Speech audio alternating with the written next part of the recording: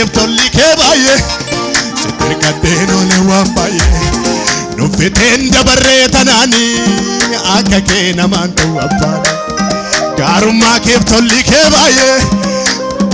namni isaan oole mana kana keessa yoo jiraatu nuffiteen dabarree tanaanii akka kee namaan ta'u raasa argicha gaarummaa keeftolli kee baay'ee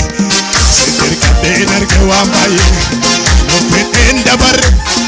ilillee keessa galata keessa wanta namni jedhu natti daangeffamtu ana fuutee kaatee karaa toona gaddu jiri wanta namni ana fuutee kaatee karaa toona gaddu mare namaa miti ati kan namaamte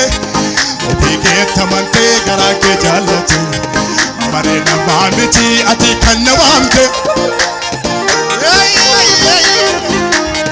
wanta namni jedhu natti daangeffamtu ana fuutee kaatee karaa toona gaddu jiri wanta namni jedhu ana fuutee kaatee karaa toona gaddu mare namaa miti ati kan namaamte ofii keetti amantee garaa kee jaallate gadi jiriti mare namaa miti harka kee ammayyoona gargaaraa koo ammayyoona deetii koo amma jiri ammayyoona geggeessaa koo ammayyoona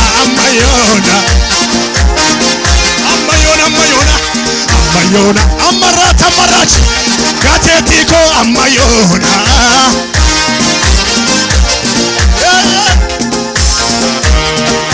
ija koo dura jira seenaa hojjette jettooti ani abdii koodha taasee gadina jette ija koo dura ani abdii koodha taasee gadina jette mati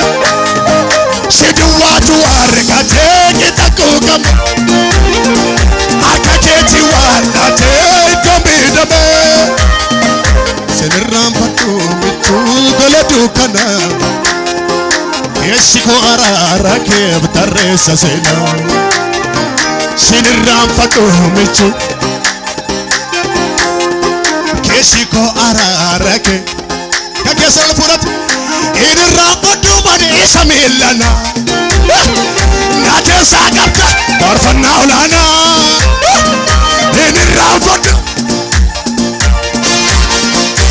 keessaa qabda faarsaa olaanaa mati irriiba nagaa waate molmaan kee miilli kee darbuun olee duuba kee wayyuu koobsii mannaa dhuunfaa oluu koobsii miisabamne angafaa oluu duubooteetu hirmannaa dhuunfaa wayyuu koobsii Irratiin karaa kee malee namni mallaa godha irra jiraatu kakookee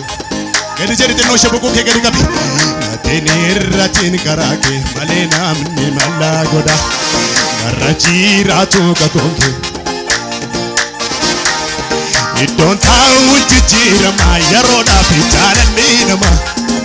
biyya lafaatiin qaba sitti geeddara waaqayyo akka galee isaatti namni isin ilaalu